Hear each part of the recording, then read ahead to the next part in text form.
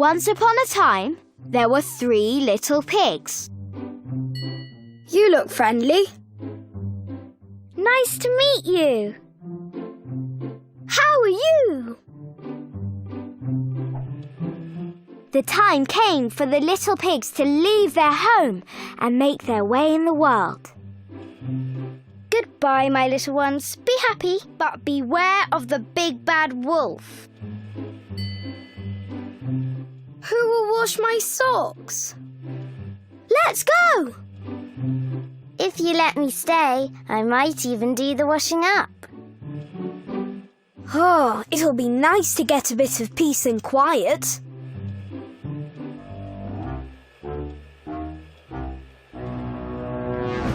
Shh! Don't tell them I'm here. The 3 little pigs went on their way.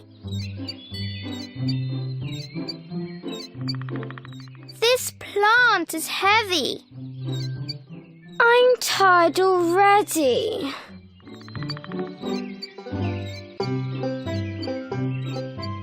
I wonder what's up there.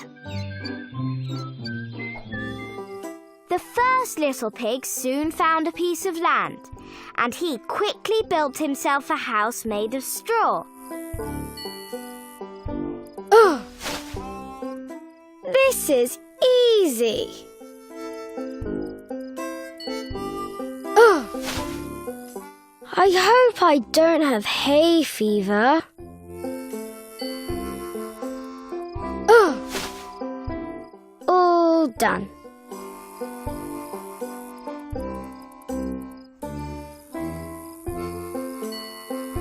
Looks fine to me. The second little pig found a piece of land, and she built herself a house made of sticks. Oof. That's a good start. Oof. La la la, I'll have this ready soon. Oof. That'll do. Maybe I'll have a party. The third little pig decided to build a house made of bricks. He worked hard, and his house took a long time to build. Oh, these bricks are really heavy.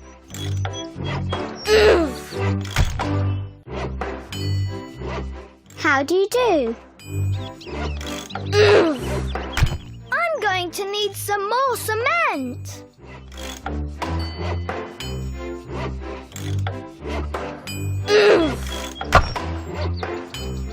That was hard work, but it's a great house.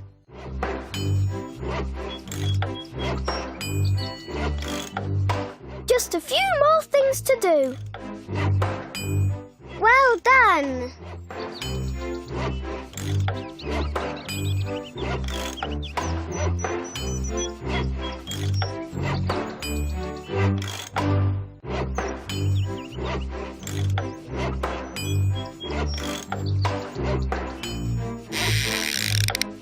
I'm just hanging around.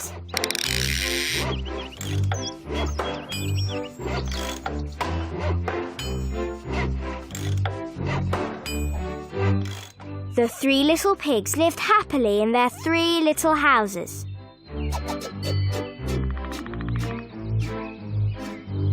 I need a little nap.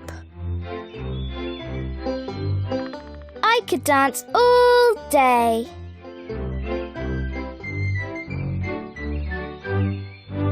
This will be done in no time.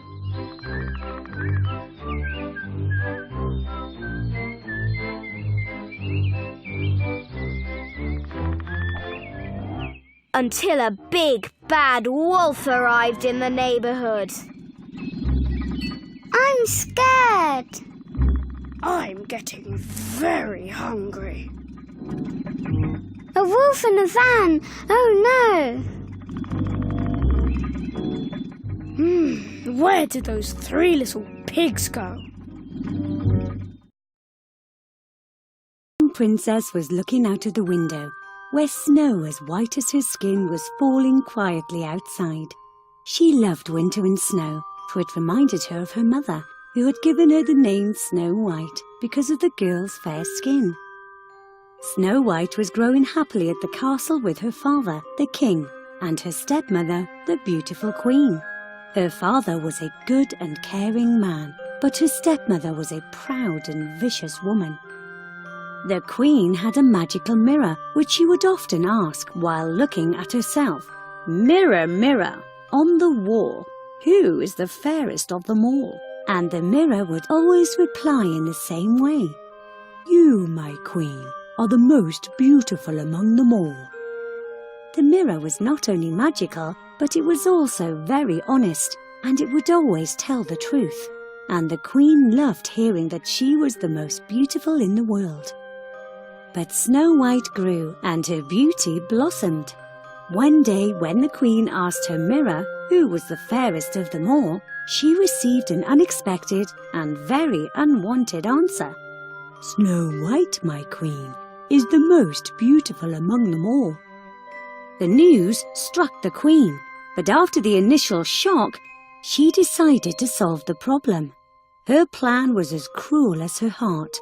The vicious woman called her guard and ordered him to take the girl to the woods, kill her, and take the heart back to her as a proof. The guard took Snow White to the woods following the queen's orders. He was a brave warrior and an honest man, but he was not cruel. When they went far enough, the guard told her to run away. His good heart just didn't let him kill Snow White. On his way to the castle, the guard killed a wild pig and took its heart to show to the queen. Happy to hear that Snow White was dead, she hurried to her mirror and asked, "Mirror, mirror, on the wall, who is the fairest of them all?" "Snow White, my queen, is the loveliest among them all." Saying that, the mirror showed to Her Majesty that the girl was still alive. That Snow White's stepmother was vain and vicious was well known. However, no one knew that the queen was capable of certain magic too. So when she heard the news, she waited no more, but decided to kill Snow White on her own. At that time, Snow White wandered alone in the woods until she came to a small cottage. It looked so unreal with its tiny windows and small door and chimney. "I wonder who lives there," Snow White said to herself, and entered the house. Everything inside was just as small as the house itself. The table was set for 7 people, and Snow White was hungry. Therefore, she decided to have a bite of each meal and a sip of each cup, so that she doesn't leave anyone without a meal. When she was done eating, Snow White went to the bedroom and tried a couple of beds before she fell asleep on one of them. It was not long before the house owners got home. They were 7 dwarfs who worked in the mines every day. What a surprise it was for them to find that someone entered their house and is now sleeping on one of the beds. The dwarfs let her sleep. When she woke up, Snow White told them her story. When they heard all that she had to tell, the dwarfs gathered for a meeting. They decided to let her stay and live with them. The next day they left to work and warned Snow White to be very careful and not to open the door to strangers. At that time, the queen had been preparing the next evil plan to kill Snow White. She dressed herself as an old woman, took a poisonous apple which she had prepared herself, and set off to Snow White. "Sweet apples I have, my lady. Won't you buy some?" the queen asked Snow White when she found the dwarfs' cottage. "My landlords told me not to open the door to strangers," the girl said. "Oh, you don't need to open the door. Here, try this big red apple," the queen said, and gave Snow White the apple. When Snow White bit the apple, she fainted on the floor lifeless, and the queen ran away. When the dwarfs found her, they thought she was dead. They tried everything they could to save her, but they couldn't bring her back to life. The dwarfs cried and wept for days. They laid her on a bed of rose petals in a crystal coffin and started to the mountains to leave the coffin there so that they can see her beautiful face every day when they were going to and back from the mines. On their way to the mountains, a stranger met them. He was riding a beautiful black horse, and when he saw Snow White, he fell in love with her. "Where are you going with this beauty?" he asked them, and they told him that they were going to the mountains to lay the coffin there so they can go and visit Snow White every day. Then the stranger, who was a prince, suggested, "Let me help you with this. You can put the coffin on the horse's back." The dwarfs lifted the bed of roses and all started for the mountains. On their way, the horse stumbled over a bump, and at that moment, Snow White coughed out the poisoned bite. When she woke up, the prince and the dwarfs couldn't express their happiness. She told them what had happened, and they understood it was not an old woman, but the vicious queen herself who gave her the apple. The stranger then spoke. "My princess, if you become my wife, I will protect you day and night from your stepmother." At that time, the queen was standing in front of her magical mirror. "Mirror, mirror on the wall, who is the fairest of them all?" Expecting that the mirror will give her the answer she was expecting, "Snow White, my queen, is still the fairest of them all. She survived your poison, and she is getting married to a prince who saved her." The queen couldn't bear the news and died.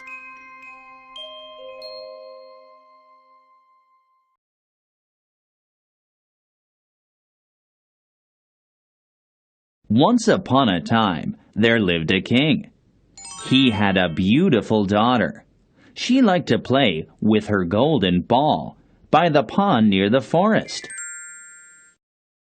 One day, the princess accidentally let the ball fall into the pond by mistake. Oops! Oh no! Splash! She tried to find her ball in the pond, but the water was too deep. The princess began to cry very loudly. An ugly frog sitting on a rock by the pond heard her. Now what will I do?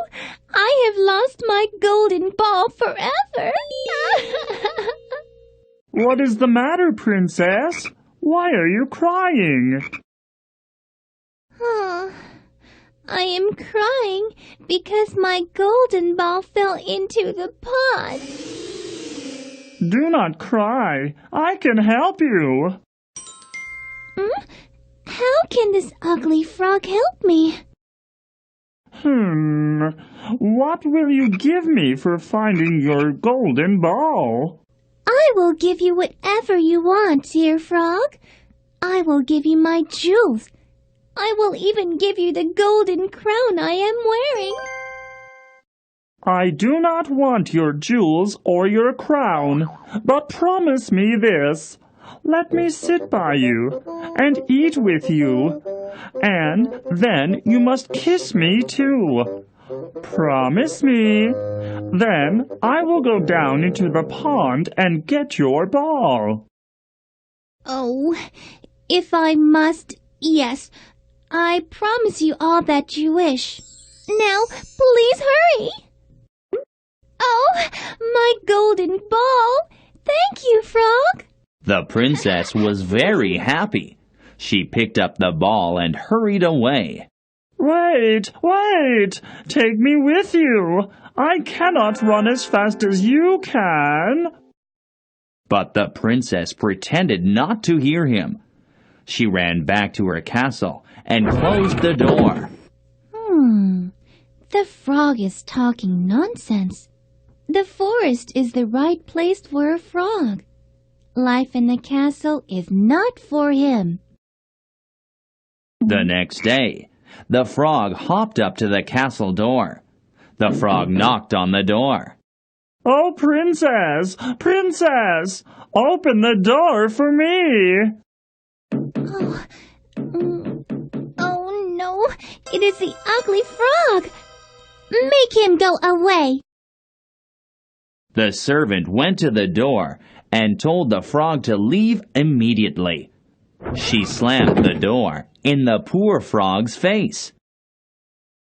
Princess, princess, open the door for me. Keep the promise you made to me. If you don't open the door, I will cry here day and night until you do. Open the door. The king noticed that his daughter was frightened by something. My child, what are you afraid of? Is there something scary outside? No, it is nothing. It is only a disgusting frog. She then told her father how the frog had helped her. Dear child, you must keep your promise to the frog. A promise is a promise. Go and let him in. Lift me up beside you, princess. What? No, I don't want to. Dear, a promise is a promise. You should not make a promise if you do not intend to keep it. The princess did not want to go near the frog, but she could not disobey her father. Now, push your golden plate nearer to me. I am hungry and I want to eat together with you. The frog enjoyed all of the food, but the princess could hardly eat because she did not want to be near the ugly frog. Dear princess, it is time for you to kiss me. If you do not, I will tell your father. No! The princess grabbed the frog and threw him against the wall. Now you will be quiet, you ugly frog! Oh! Oh! The frog was very still. Oh, is he dead? Oh my! What have I done? The princess was frightened. She picked up the ugly frog very carefully, but the frog still did not move. The princess felt very sorry for him. Oh, he just wanted to be my friend. What have I done to this poor frog? And she kissed the frog as she cried. Suddenly, with a bright flash of light, the ugly frog turned into a handsome prince. Whoa! You broke the spell! A long time ago, a wicked witch turned me into an ugly frog just because I did not like her. Only the kiss of a beautiful princess could save me. Thank you, dear princess. The princess was overjoyed at the change. In no time at all, the prince and the princess fell in love and were married, and they lived happily ever after.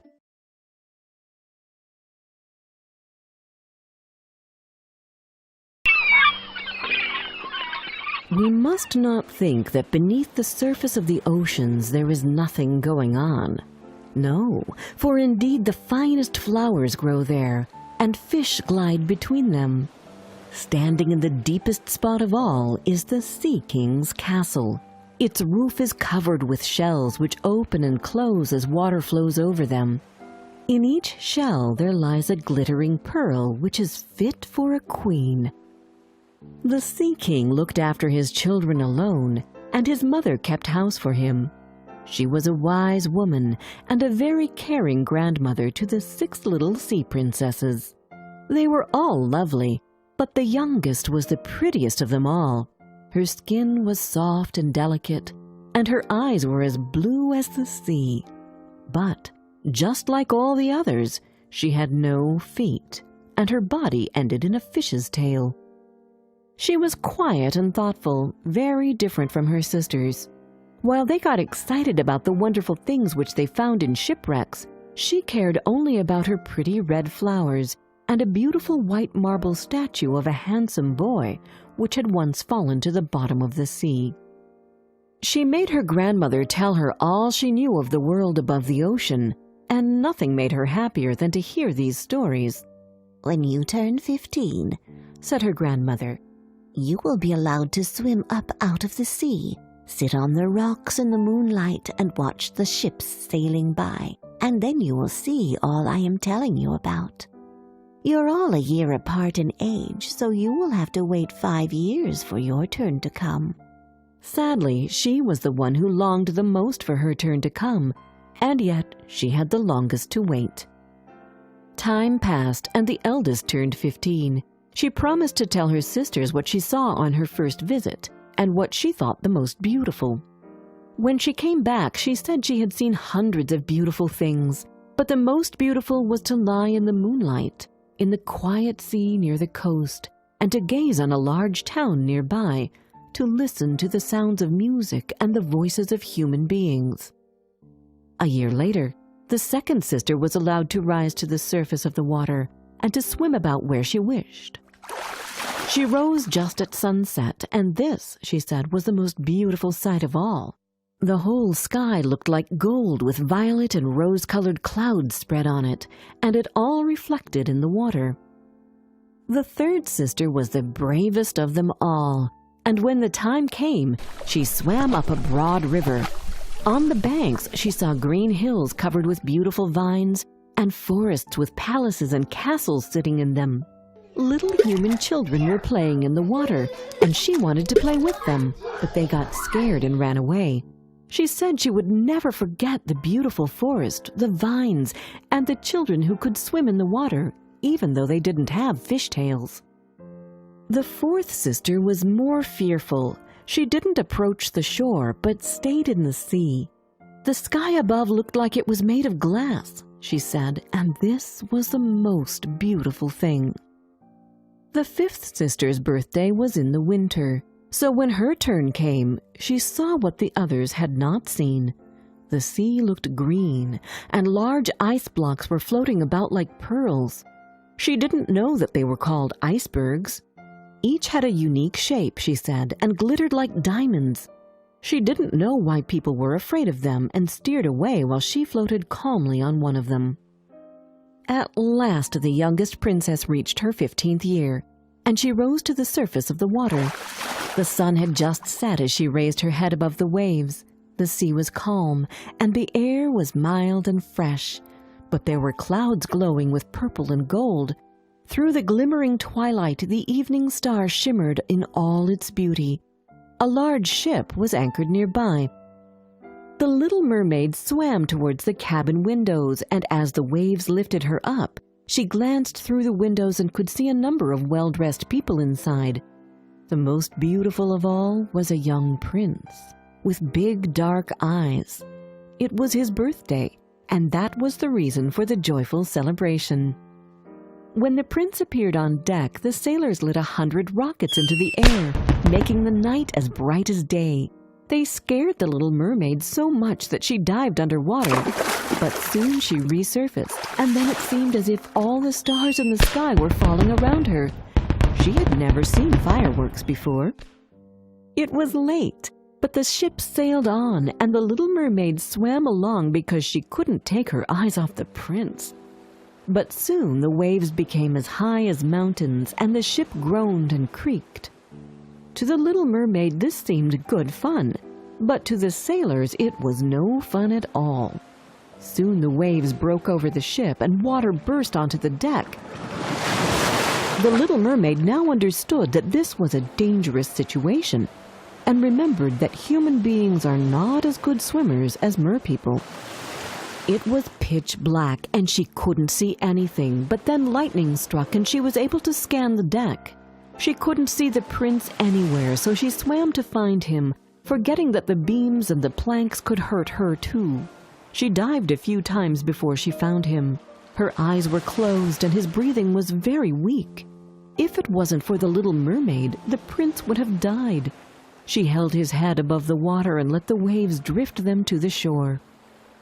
in the morning the storm died down, and when the little mermaid opened her eyes, she saw that she was lying on fine white sand, and the prince was right next to her shoulder. She lifted his head higher than his body and kissed him on the forehead. His breathing was steady, and she longed for him to open his eyes and fall in love with her instantly. When the bells began to ring in the great white building nearby, a number of girls came out into the garden. The little mermaid hid herself behind tall rocks in the water and waited to see whether they would find the prince. After a little while, one of the girls noticed him. At first, she seemed afraid, but then she called the rest for help. The mermaid watched the prince from a distance. He regained consciousness and smiled at everyone with his charming smile. But he did not know that she was the one who had saved him, and so he didn't smile at her. This made the little mermaid feel so miserable that she dived gloomily and returned to her father's palace. Her sisters met her joyfully and asked her what had taken her so long, but she didn't answer. She had always been quiet, and now she was even more so. She would often swim up to the place where she had left the prince, but she never once saw him. Her only comfort was the beautiful statue, which looked like him. At last, she couldn't keep the secret any longer, and she told one of her sisters all about it. When you tell someone a secret, it doesn't stay secret for very long, and soon all the other sisters knew. In an attempt to help her youngest sister, one of the mermaids asked her closest friends who the prince was, and she soon found out who he was and where he came from. "Come, little sister," said the other mermaids, and they held their arms and rose up to the surface of the water close by the palace. Now that she knew where the prince lived, she would sit at the shore and would watch him. He also seemed to be quite lonely. She would often hear fishermen talk about his good deeds, and she was happy that she had saved him. If only he could remember that she had saved him. The little mermaid grew more and more fond of human beings. One day she asked her grandmother, "Do humans live forever?" They die just like we do, but their life is shorter than ours. We can live to be 300 years old, and then we turn into sea foam while human souls live forever. "I wish I were a human and had an immortal soul, if only for a day," the little mermaid exclaimed. "You shouldn't think about that because we live better and happier lives," said her grandma. "Is there anything I can do to get an immortal soul?" the little mermaid insisted. "No, unless a man loved you so much that you meant more to him than his parents and more than himself. Only then would you get a human soul. But it is impossible anyway, see? People don't find our tails very beautiful. They think having two awkward limbs, which they call legs, is more attractive." That same evening there was a ball at the Sea King's palace. All the mermaids and mermen were dancing and singing happily, but the little princess was dreaming of the world above. "I will go to the sea witch for advice while my sisters are at the ball.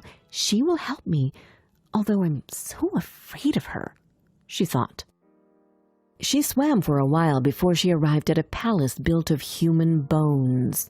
Before she had even knocked at the door, she heard the witch's wicked voice. "I know why you came." Then the witch appeared in front of the little mermaid. "You want to get rid of your fish tail and have legs instead. This is a stupid idea of yours, and it will bring you only sorrow. But you will get your way since you long for an immortal soul so much. I will prepare a draught for you, which you must drink before the sun rises tomorrow. Swim to the land, drink it. Then you will see how your tail turns into legs. Of course, you will be in great pain from that moment on, and every time you walk or dance you will feel as if hundreds of sharp knives were cutting them. You will still have the gracefulness of a mermaid. Can you endure such pain?" "Yes, I can," said the little princess, but her voice was trembling. "There is more. You should know that once your fish's tail turns into legs, you will no longer be able to get it back. Nor can you return to your father's castle. You must win the prince's love, and you should get married. so that you can get an immortal soul. If he marries someone else, your heart will break, and you will turn into foam. Are you sure you want this destiny? The witch asked again. Yes, I do, answered the little mermaid, pale as the grave. That's not all. You must pay me for this, and the price is high. I want your voice. As it is the sweetest voice in the Sea Kingdom, the prince will not hear your beautiful songs because I will have to cut your tongue. The evil woman continued. But what is left for me? Said the little mermaid. You have your beautiful body, graceful walk, lovely hair and face. These are enough to enchant a man's heart. Now stick out your tongue so that I can start preparing the draft, which will turn your fishtail into legs. The little mermaid gave her voice for the draft, and rushed to escape the witch's house as soon as she could. When she returned to the castle, the ball was over. She wanted to say goodbye to her sisters, but she remembered she was mute. And so she took a flower from each of her sisters' gardens, kissed each of them on the forehead, and swam above towards the palace. She arrived at the shore when it was still dark and drank the magic draught. Instantly, she felt a cutting pain so strong that she fainted on the rocks. In the morning, she woke up with a sharp pain, but when she opened her eyes, she saw the prince in front of her. She thought she was dreaming, but he smiled at her, making her cast down her eyes. Then she saw that she had 2 legs instead of a tail. She then realized that she had no clothes on, so she covered her body with her hair. The prince asked her who she was and where she came from, but she only looked at him with her big, beautiful eyes, unable to answer. He then offered her his hand and helped her stand up. The pain in her feet was of 1,000 needles, but still she stepped next to him as light as a feather, and the prince thought he had never seen such a graceful girl. He brought her to the palace where servants dressed her in a beautiful golden robe. The little mermaid was so happy to finally be at the palace that she couldn't stop smiling. The prince called her his little foundling. At the ball, held that same evening, he couldn't take his eyes off of her as she danced. She danced like no one has ever danced before. The days passed, and the prince loved her more and more each day. But he loved her as a child. You remind me of the girl who once saved my life when I was drowning. I haven't found her yet, but I remember she found me on the shore and saved my life. You remind me so much of her, and you are devoted to me just like her. I am so thankful for you, and we will never separate, my dearest foundling. He doesn't remember it was me who saved him, and he thinks it was the pretty girl who found him on the ground who saved him, thought the little mermaid and sighed. But because I am by his side and he sees me every day, he will remember it was me who saved his life, and he will marry me, and my soul will become immortal. Very soon it was announced that the prince was to marry, and that the daughter of a neighboring king would be his wife.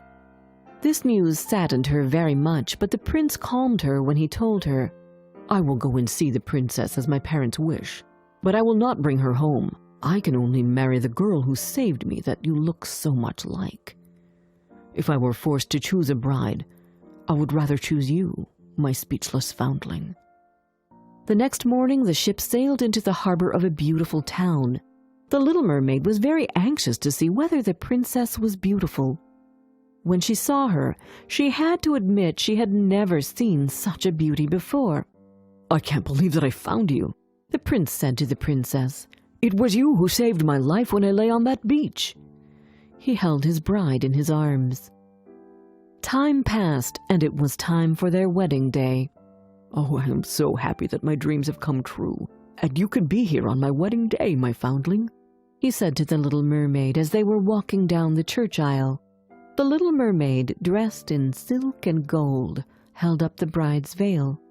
She smiled at him, but she didn't hear the festive music, and her eyes saw nothing of the holy ceremony.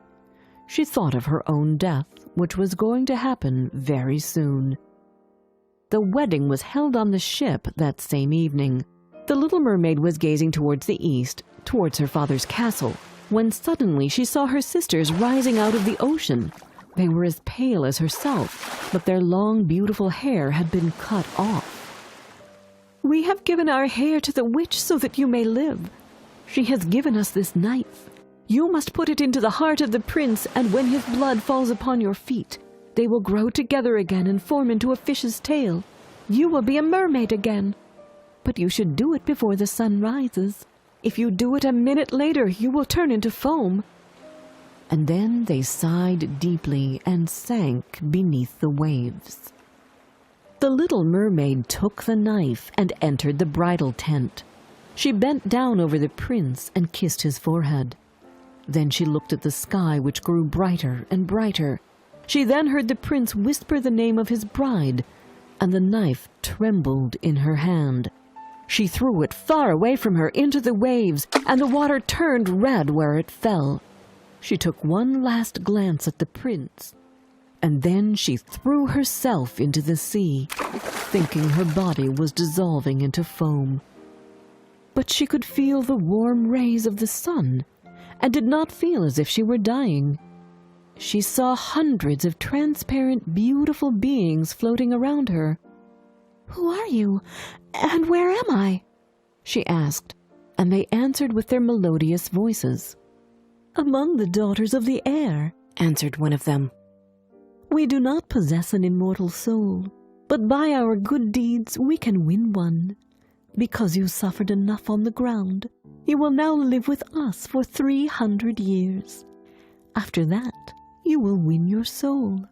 "And we may get it even sooner," added another, "because we can enter the houses of men where there are children, and every day we find a good child, our time is shortened. The child does not know that when we fly through the room, we smile at his good behavior, and it takes out 1 year of our 300 years. But when we see a naughty child, we shed tears of sorrow, and for every tear a day is added to our time of trial."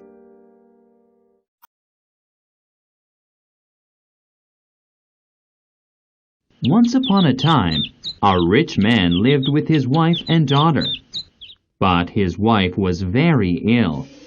She asked to see her daughter for the last time. "Dear child, be good and kind to everyone. I will be near you always and watching you from heaven. Always remember that God will protect you." Then her mother died. "Oh, Mother, I promised to be good and kind to everyone." Every day, the girl went to her mother's grave and wept. She always remembered what her mother asked and was good and kind to everyone. On her way to the grave, a white bird always flew around the daughter. After many months, her father remarried. Her new stepmother brought her own 2 daughters to live with them. The stepmother and her daughters were very pretty, but unkind, and they had evil hearts. "Who do you think you are? You should not be here. Go out to the kitchen." "Yes, that's right. There are many chores to be done there. And stay there, too."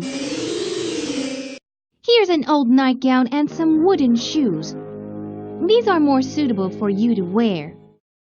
The poor girl worked hard from morning until night. Her stepsisters never helped.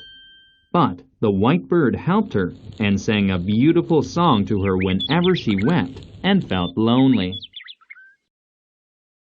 "Lovely bird, you are my closest friend, aren't you? I wish you could talk to me." When night came, she fell asleep by the warm hearth. Her clothes became dusty and dirty from the cinders of the fire. In the morning, the stepsisters laughed at her. "Look how dirty she is." "Let's give her a new name. How about calling her Cinderella? She has cinders from the fireplace all over her." "Oh, yes, what a good name, Cinderella." Poor Cinderella. Every day she worked hard and had to listen to her stepsister's unkind words. Still, she remained good and kind. She visited her mother's grave often and wept. When she felt sad, the white bird cheered her up with a beautiful song. Then she would feel happy again because the song sounded like her dead mother's lullaby. One day, the king decided to have a big party. He invited all of the beautiful girls in the country. The king wanted his son to choose one of these pretty girls to marry. I'm going to the king's party to marry the prince. Cinderella, fix my hair and help me get dressed. No, help me first. I'm going to the party so that I can marry the prince, not you. Please don't fight. I will help you both. Cinderella helped her two sisters and thought that the party would be very wonderful. I wish I also could see such a wonderful party. I wish I could see the beautiful people dance together and see the wonderful palace too. But stepmother would never allow me to go to the party. However, the more she thought about the party, the more she wanted to go. She finally decided to ask her stepmother to take her too. No, you don't have a dress to wear. Besides that, you're all dirty, and you don't know how to dance. Everyone would laugh at you. Besides, we would be ashamed because of you. Then, Cinderella's stepmother and two stepsisters left for the party. Cinderella was so sad that she went to her mother's grave and cried. The white bird followed her. Oh, I wish I had a beautiful dress. Then I could go to the party. As soon as the white bird heard her wish, it quickly flew away. After a while, the bird returned with a small package in her beak and dropped it into Cinderella's arms. Cinderella was surprised, but opened it quickly. What a beautiful dress and a pair of shoes. Where did you get them? Oh, thank you, dear bird. She quickly got dressed and hurried to the king's party. Everyone wondered who the beautiful girl was. Who is that beautiful girl? She must be a princess from a far country. They could not recognize Cinderella. Won't you dance with me? Yes, I will. The prince would not allow anyone else to dance with her. He could not take his eyes off Cinderella. Soon it was late in the evening. Let me take you home. Oh no, I must go home alone. Wait, please don't go away so quickly. Did I do something wrong? No, thank you for taking care of me.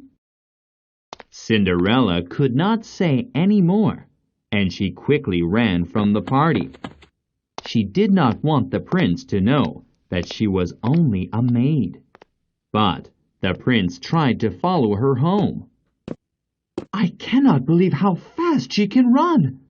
Cinderella took a shortcut and soon disappeared from sight. The prince tried to follow her, but soon got lost in the woods. After a while, he gave up and started the trip back to the castle.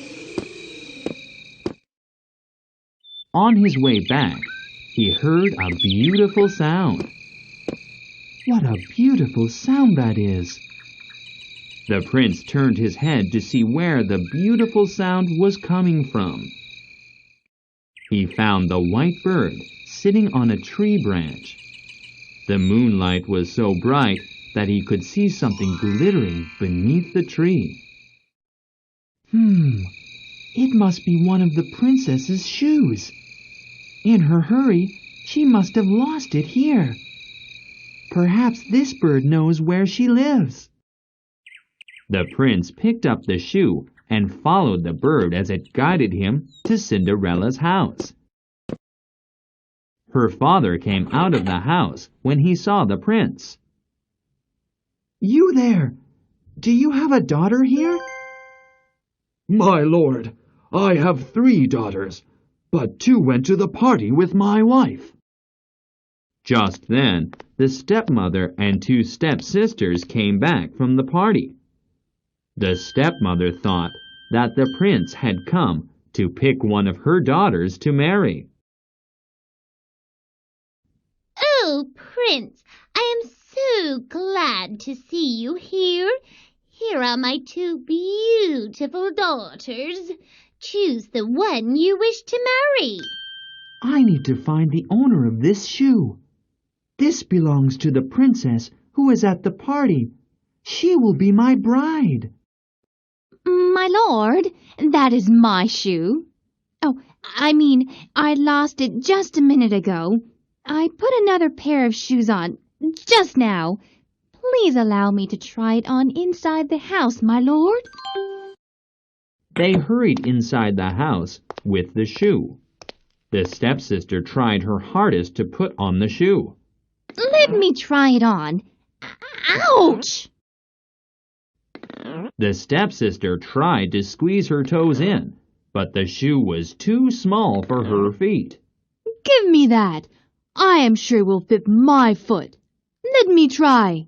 Cut off your heel if you must. You have to get your foot into the shoe. The second stepsister curled up her toes and took off her stocking to try to make the shoe fit. But the shoe was too small for her. You fool! Let me cut off your toes. What? Mom, please. But the prince overheard this and stopped her angrily. Let me see your 3rd daughter. She could not possibly be the one. She is dirty and ugly. Besides, she has been home all night, sitting in the ashes by the fireplace. I am sure you would not want to see her. I insist. I must see all the girls in this house. They must all try on this shoe. Cinderella was wearing her old nightgown and looked very dirty. But the prince did not hesitate to go to her. Put on this shoe. Yes, my lord. It fit her foot perfectly. The stepmother was so surprised that she fainted. You will be my wife. Oh, no! This can't be happening. The stepsisters sat down and cried loudly. The white bird flew to Cinderella and sang a beautiful song. It sat on her shoulder for a moment, then sat on the prince's shoulder too. The delighted prince took Cinderella and the bird to his castle, and there they lived happily ever after.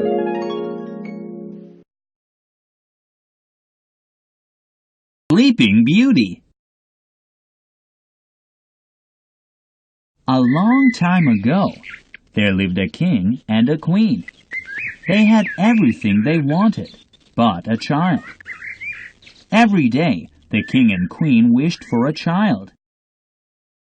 Then, at last, the queen had a beautiful baby girl. Oh, how wonderful! God has given us a beautiful baby girl.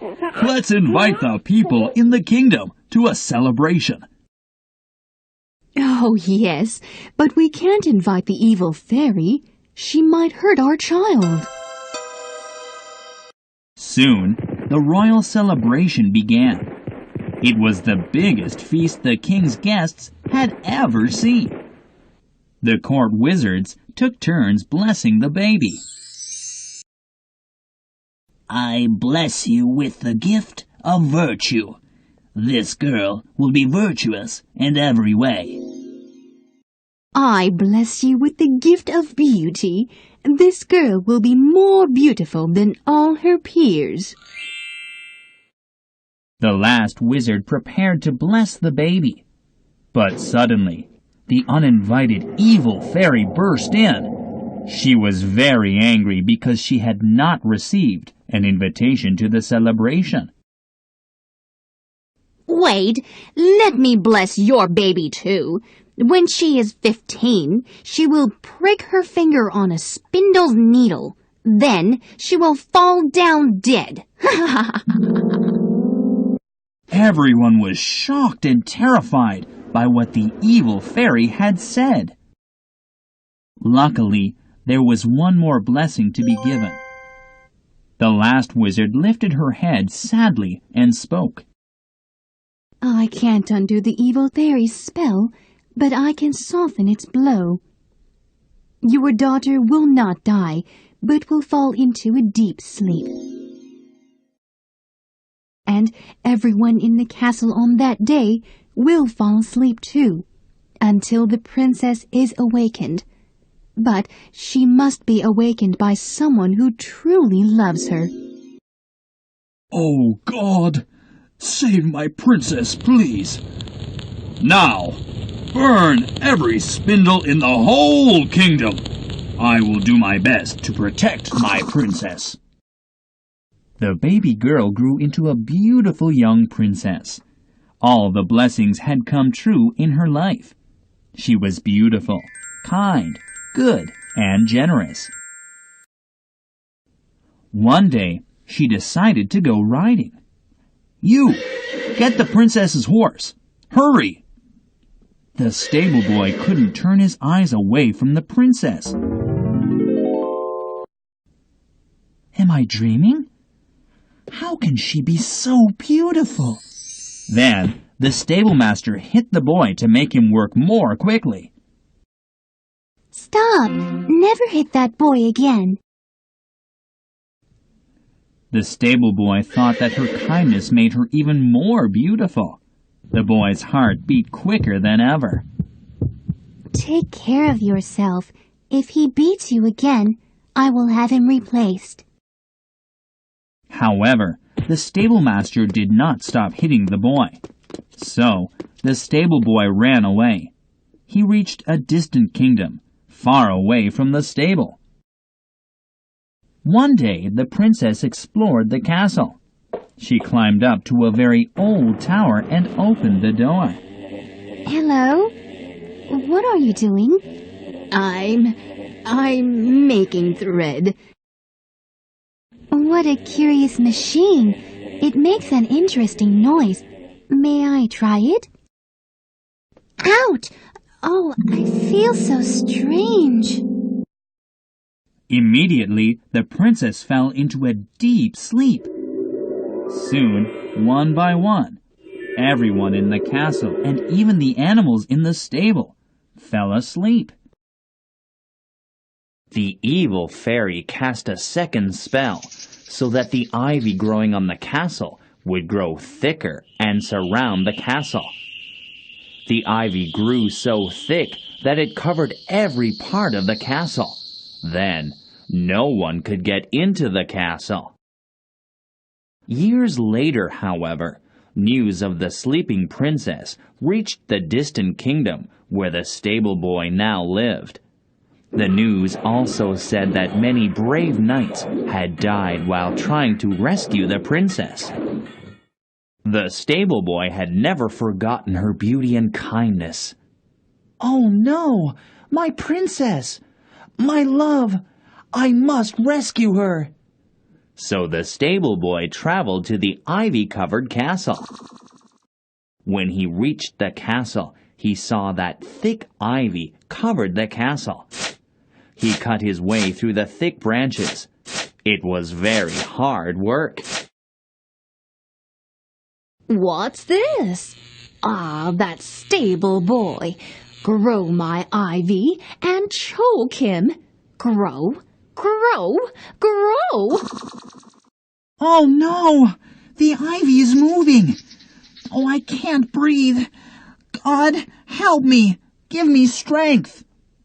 This ivy is what killed so many brave soldiers. However, he did not give up. He cut himself free from the ivy. Then, he tightly held onto a growing tendril. And he quickly crawled up to the very top of the ivy, as if he were skillfully riding a wild horse. The ivy kept growing until it reached the old tower where the princess slept. Then, through the window of the tower, he saw the princess lying down on the bed. There she is! She is right below me! It was a frightening jump from such a height, but he jumped and fell through the window of the tower. The boy could hardly move after the fall. However, he crawled slowly toward her. Oh, my lovely princess! No! Grow, my ivy! Go in through the window and kill him quickly before he kisses the princess! But it was too late. The stable boy kissed the princess. No! The princess awoke from her sleep. Soon, everyone in the entire palace woke up too. Oh, what happened to you? Hello, are you okay? Oh, my princess! Thank God you are alive! This young man must have saved her. Look, he is alive! Guard, send for the physician immediately! The princess was deeply touched by the boy's courage and his love for her. She took care of the stable boy both day and night. He got better and better. Soon, the king gave the stable boy a royal title and some land. The stable boy and the princess were then married. They lived happily ever after.